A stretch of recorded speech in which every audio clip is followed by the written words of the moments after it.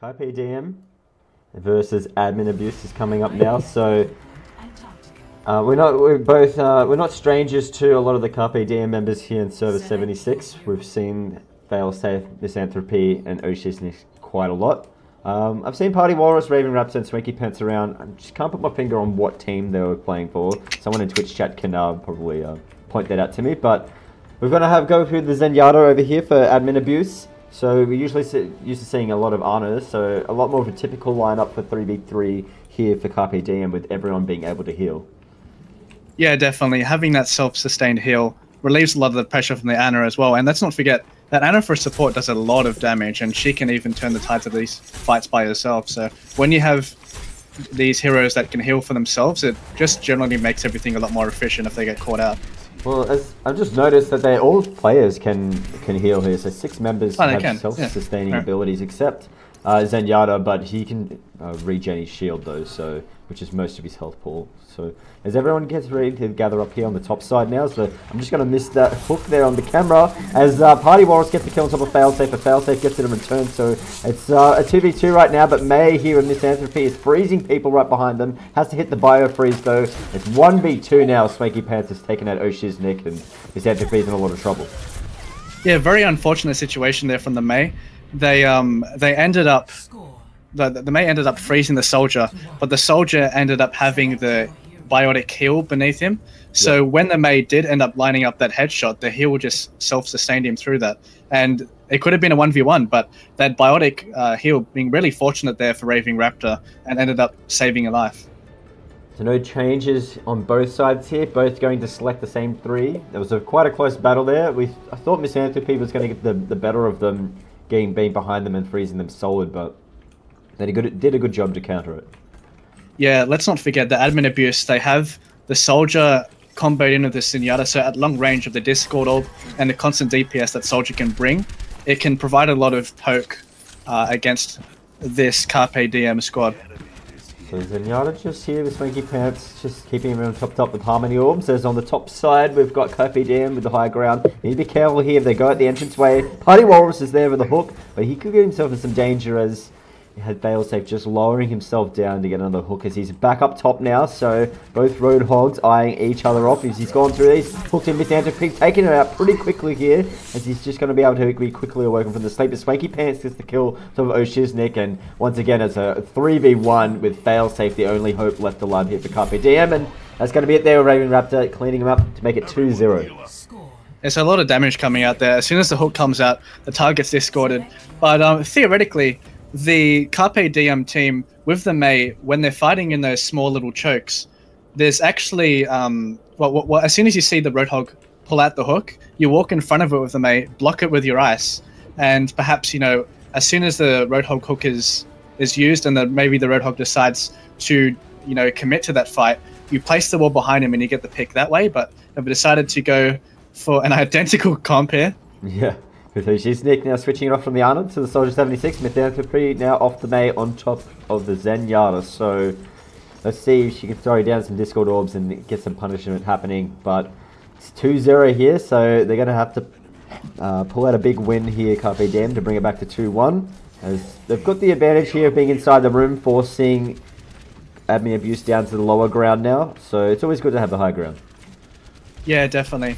Once we see a hook come out, we'll have to see the Discord on top of that target as well. So it's basically a guaranteed one-shot with the Roadhog. So, that hook ended up landing. Wow. That's a glitchy hook there. It's going to give them the win, so they're not going to be happy about that one, especially Failsafe. He's definitely not hook-proof as they're moving up here. The hook's going to be landing on Oceania as well. He's in a lot of trouble, so double hooks here for Party Walrus. Misanthropy is completely surrounded, going to be taken out. It's going to be a clean sweep here, but admin abuse 3-0 on top of Carpe Diem, so GG. And that's what you call a snowball effect. Once the hook landed, the whole team collapsed after getting that pick, and there's no way in a 2v3 that the opposition team is going to come up from that. So Swanky Pants with the classic, what's it called? The nutter, I'm trying to think of the goddamn thing. Nutcracker? Nutcracker. I was going to say like Nut Buster or something. Makes no sense. So congratulations, they're going to move on to the semi-finals. We'll take a short break and come back with the semi-final games and take a look at the brackets. So we'll be right back.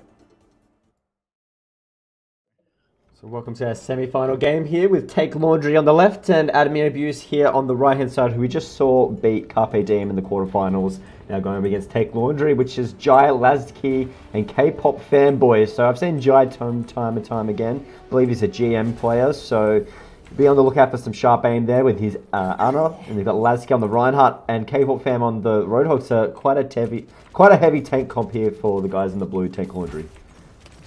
Yeah, definitely. I'm not sure about the power level of Reinhardt in these 3v3s. Obviously, that shield can have quite a lot of value when going through these small areas, and the charge obviously has the threat to insta-kill one of the opposition. Oh, well, misses the hook there, point blank, so he needs to be a bit more careful with that, as both teams are just fighting up here on the top side, on the right-hand side in the engineering room, as Party Warriors is going to have a bit of a sleep there. But Raven Raptor still getting off some damage as the charge is going to happen here from Lazki, taking out Party Walrus. First on the floor to make it a 2v3. Yeah, great sleep there from Jai. Comboing that with the Reinhardt charge. They obviously had that through any comms there. As soon as the target was slept, they had a decisive call, charged in, and got the one shot on the Roadhog. Nice flame strike there from Lazki to finish off Swanky Pants, and the point blank hook on top of Raven Raptor to make it 1-0 here. So we've got Take Laundry taking the win so far. Yeah, definitely, and we just saw that Reinhardt combo pan out. I guess their sort of strategy is, once they get a crowd control ability with, you know, the Roadhog hook or the Anna sleep, they use the Reinhardt charge to get that one shot off, and they also use the Reinhardt shield to, you know, obviously zone the other Roadhog from getting the hooks, obviously, because it blocks the projectile, and you can slow push waiting for that pick of your own with the Roadhog and Anna without having the worry because of the Reinhardt shield. So same setup here for the winning squad to Take Laundry. Nothing changed here on either squad actually. So they're going to go through the left-hand side up here behind the Reinhardt shield, courtesy of Lazki. And they're taking that Swanky Pants nice and early here, putting Admin Abuse on the back foot. And the charge is going to come out and the Party Warrior is going to take him down. So it's just Raving Raptor here. He's cornered. Lazki's swinging left and right. And he needs to be able to run out and get some space happening here. But he's going to walk straight into the Arno, courtesy of Jai, to make it 2-0. And that's what I call Raving Raptor, just jumping side to side, running away from everything. But pun aside, yeah. That definitely was you know, a prime demonstration of what happened last round, looking for that pick early on, and they just made a very good decisive call to, you know, obviously get that pick and forward on with the number advantage. And if you're looking at this Admin Abuse team, their team composition is looking rather interesting. They're going full cheese mode and they're expecting a full defense setup in like a room or something. Get these tight corridors, but it might catch them by surprise, maybe. They're going to go for the full setup in here. They got turrets galore. Everyone can either be a turret themselves or going to put down a turret. So it's the room of death. So it's all about how many people they kill in the first opening, because once they've been spotted, the jig is up, and man, I've already spotted him here with the Jai taking out the first turret. He's just peering in there. He's getting them one by one. He's going to put the Bastion to sleep, and so just going to figure out how to get into the room, and just taking down the sentry turrets. So Lazki's going to go around to the right hand side along with K-pop fanboy. He's going to hold up that shield and try and get a hook in here. But there's so many turrets there, they're just beaming away. They need to be careful. But Swanky Pants has found himself on the outside, so he's got himself killed here. And then they're going to corner out the Symmetra all alone here to make it 3v1. And it's just all about chasing down that Tourbillon. I love the idea, but that room unfortunately has two entrances. So the team has, you know, two options. They can add a flanker to one of each side and distract the turrets, because obviously Tourbillon can't target more than one person, and the Bastion got caught out on the side there from getting pushed out.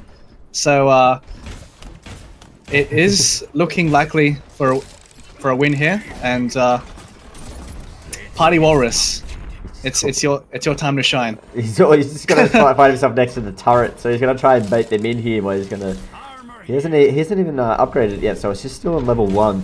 He's breaking down that shield, but he's not going to be able to do too much with just a couple of shots. He needs to be careful because Roadhog's there, and he's going to try and hook him, but he's going to move back here. He does have his Molten Core, but he's been popped in a little bit too early, but he does get the kill on top of K-pop fanboy to make it 1v1 against Lazki, and he has the Molten Core, so it'll be a good opportunity to chase him down. Just can't get in a direct line into Reinhardt, so he can just avoid getting charged. But man, the dream is still alive here with 45 seconds to go. Don't forget, Bobby, Reinhardt is very close to ult as well, so I think once the Reinhardt receives the Earth Shatter, he has an opportunity to dive on that Torbjorn. Torbjorn's getting very aggressive, and I'm worried for this little man. Yeah, he's just going to start like prodding down the shield here of Reinhardt. He still has the Symmetra turrets though from Swanky Pants, no, so from Raving Raptor, so you could bait Torbjorn into the room of the Symmetra, but it's going to be a draw, so he needs to go forward anyway, because I believe he might lose if he doesn't get this, unless that just goes on to the next round, but he needs to get in there, because it is first to 3, so he's going to build up that turret. He's just eyeing off Reinhardt right now. They can both see each other, so it's just, they're both kept in check here, so Reinhardt doesn't want to get out and risk anything. He's going to throw down the Earth Shadow. He's not going to be able to do too much, though. Except for... Oh, he killed Lasky. It's right at the end, but it's not going to matter. The hero! But it's going to be... So he fought on to another round. Yeah, so... Good job, though, for Party Walrus. He was, at one stage... Was it 3v1 at one stage, yeah? Yeah, Party Walrus. Yeah. on that Torbjorn, we have to give props to him. Come on. The little dwarf, he was fighting for his whole race. The intensity and the mechanics that were shown in that fight, absolutely outstanding. And...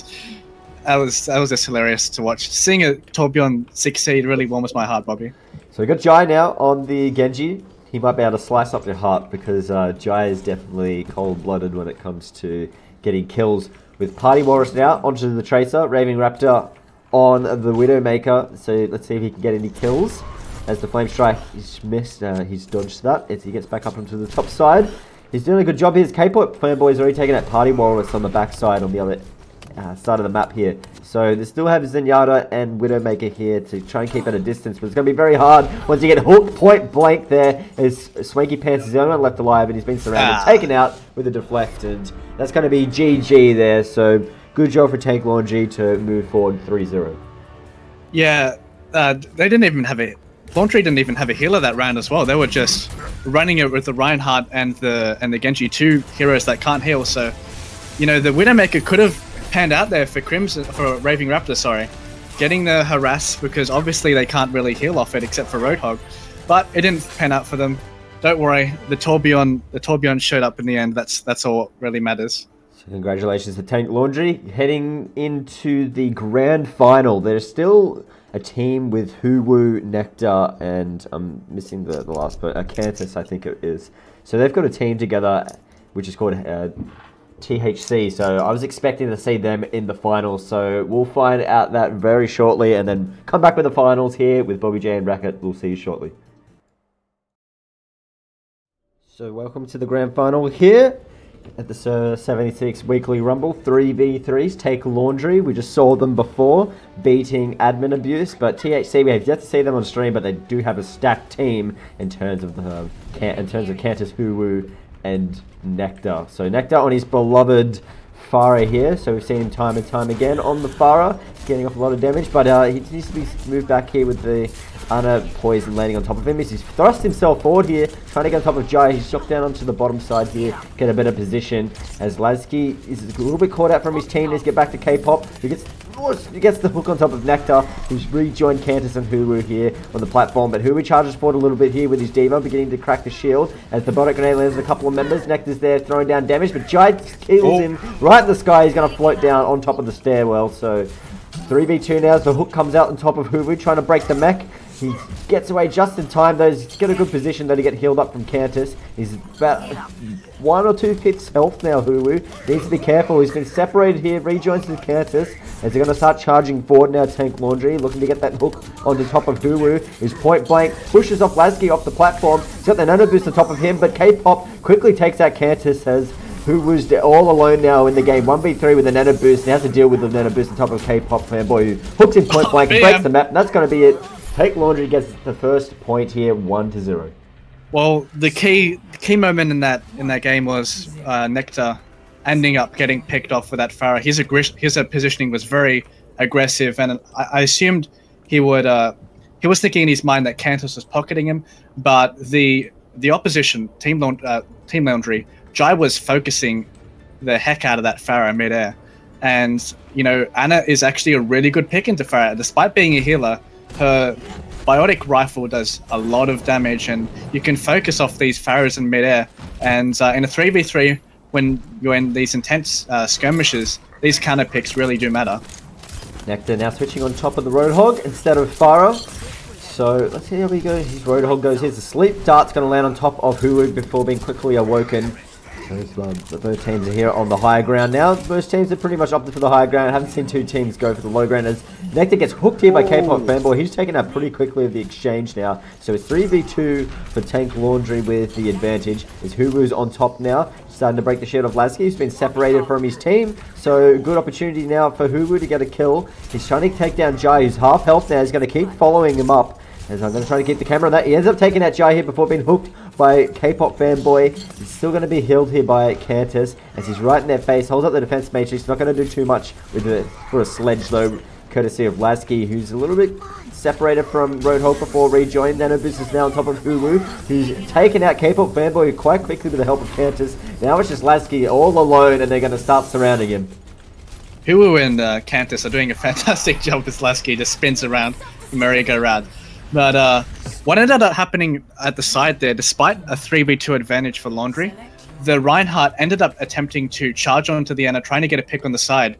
But the sleep did come out from Cantus. So it was a sort of 2v2 in that sense. The sleep does last for a very long time. And Cantus looked at the time, once the Reinhardt was asleep, you know, pocketed the D.Va from afar whilst having no trouble in the near proximity because Reinhardt was sleeping. No changes here for either side, both going with the exact same lineups. Nectar was the first one to die last time around, so let's see if he can stay alive a little bit longer this time. As he's starting to trying to get some damage down on top of Lasky's shield, who's played nothing but Reinhardt this whole time he's been on stream. So K-pop Fanboy is just here with Lasky to try and push forward, as most of the members now for THC are on the bottom side, so they find themselves a little bit of disadvantage as Nectar gets hooked in first. Once again, he's taken out, making it a 3v2. They're going to start moving forward now, and Hulu and Cantus, they did it before Racket, can they do it again? Well, maybe they're baiting Nectar. It's all just a plan. They just sacrifice one player and they magically gain the power, and they'll 2v3. They're hooked in Hulu with a biotic grenade as well. He gets out just in time to keep his mech alive, so he's starting to back up now with Cantus giving him some nice heals as they're going to regroup and try to find an opening to kill Jai again, because that was the key to their victory last time. They were able to kill Alpha Jai, they made it a lot easier. Here we go with the nano boost. He's going to get on top of Jai now. They've taken him out pretty quickly here. Lasky's sleeping, so the hook comes in from K-pop Fanboy, but he takes him out as well. So Who are doing a fantastic job here with Cantus to turn this back into 2v1 now. The charge comes out from Lasky. Self-destruct for Hulu before Cantus takes out Lasky. So beautiful teamwork there coming from Hulu and Cantus. So that is the second time that's happened. We saw the Ana, the Cantus, is doing a fantastic job pocketing this D.Va. You know, Hulu has been thrustering around, basically invincible, always having that biotic grenade on top of him, and having that nano boost advantage so early on pretty much puts D.Va into a one-man wrecking machine. And it's just amazing how much damage she can output. And despite the numbers disadvantage, when you have a nano boosted D.Va, it pretty much evens the odds. Nectar's going to switch onto the Soldier 76. So something he's a little bit more familiar with than the Roadhog, seen time and time again on the Soldier 76 as of late. So it's beginning to break down the shield here, and they've got Jai just a little bit caught separated from his team, so they can try and get on top of him, but Nectar gets hooked in again, so that's 3 for 3 right now, and man, he's going to be really annoyed with those hooks as Cantus gets taken out pretty quickly here by Lasky, and now they just need to surround Hulu. They pop the mech, so this is going to be an easy one to bring it back 2-2. I'm sorry, Nectar, but it's actually pretty hilarious. Despite, you know, the caliber, I think maybe Laundry are just focusing him. I mean, K-pop Fanboy getting those fantastic hooks every single time, whether it's because of you know, bad positioning or not. That's a debate to be had.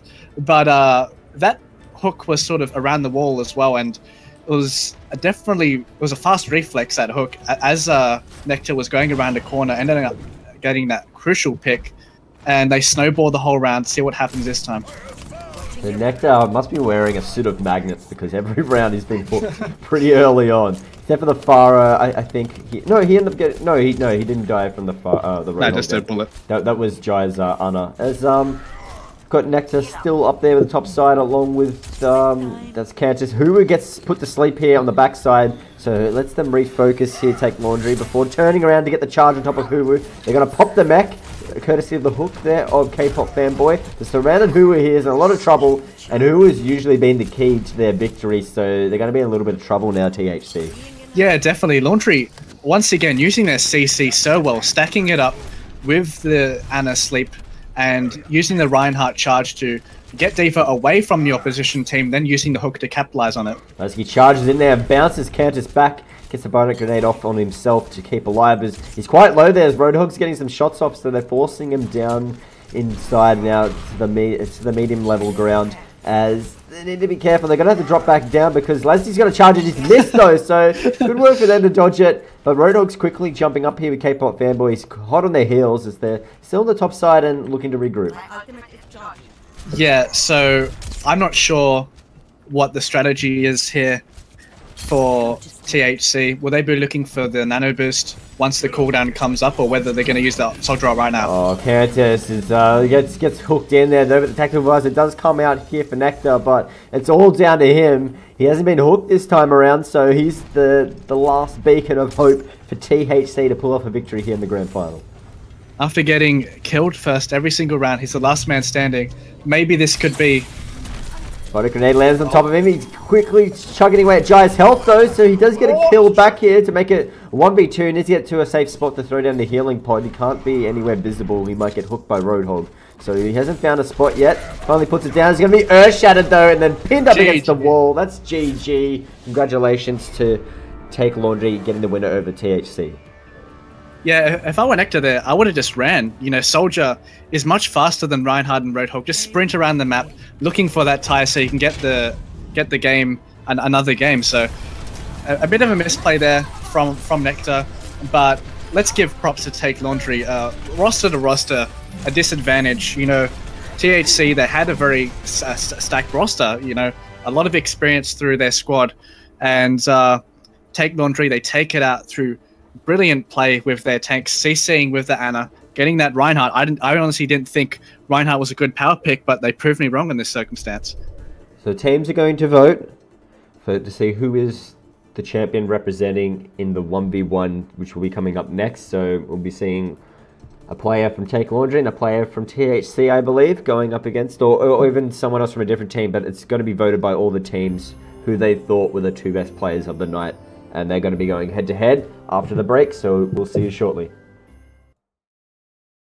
But it's going to be Diva the first time around, so... Oh, this is going to be funny. Man, I haven't seen both of them on Diva just yet, so... Nectar's going to be the first one to fly around, right to Jai's face. He's not going to waste any time. Both going chugging one after the other here. I'll flick it on the Nectar for you guys. He's going to pop the mech first with the help of the melee attack, holding up the defense matrix before his mech's been popped here, so it's a mechless Diva battle we've got happening.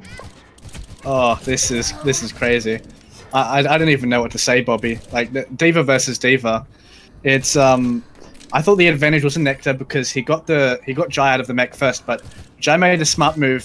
Obviously, Nectar was quite low after that exchange as well, so he popped it off, jumped out from the high ground, but Nectar one shot on Jai and Jai's gone. But Jai does have the mecha as well, so... Nectar's quite close as well. He's at 95%, 97 now, so he's going to be able to get the mech up just in time, but let's see how much damage Jai can get off before Nectar gets back into the mech. He's already half health, so Jai's in a very good position here to chug down some more damage. He's popped Nectar's mech, he's in a lot of trouble now. He throws out the self-destruct, forcing Nectar to run away, but this could cost Jai his life. He's so close, but he's going to be able to run down Nectar now and finish him off, so good job there for Jai, outplaying Nectar in the end. Nectar just had his ult as well. The mech just coming up, so... Oh, and we have an Anna battle. So Jai, who was just playing Anna previously here in the Weekly Rumble, you could say like he would probably have the advantage here.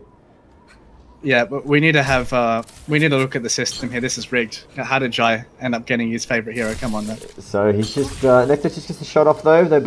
He's got the advantage now, but he's been put to sleep by Jai, who can get himself in a good position now to try and finish off Nectar, who lands a bottle grenade on top of him. So Nectar can't heal just yet, as Jai just missed a couple of shots though. Bottle grenade does get popped out by Nectar, who's now already half health. He's been taken out by Jai again. So 2-0 to Jai, and it's first to 5 takes the win. Yeah, that was expected. You know, Jai had a brilliant showing with his Ana previously, and Ana versus Ana, he definitely had a more experience in that situation. But Reinhardt versus Reinhardt, we're going to see the clashing of the hammers, and it's going to be quite funny to watch. I haven't seen both these players pick Reinhardt as charges the barrier, so now Nectar has the advantage here by having the charge up. He's going to start swinging on top of Jai. He's got a little bit of damage off, so no one can heal here. So whatever damage you take is going to be very critical. So he's just swinging away at Jai, who's about at 3rd health now. The Flame Strike lands, but he gets a nice swing off top of Nectar to make it 3-0. Well, that was honestly hilarious. Oh, well, this is Farah battles now. This is Nectar's. This Jai already says, oh, shit, GG. And so let's see if he can outplay Nectar. Then he definitely deserves to get to 4 points. But Nectar here just eyeing off Jai. He's got him already in good position up against the wall to get that rocket off, as Jai's about 1/3 out, but he picks him out of the air. Fantastic shots.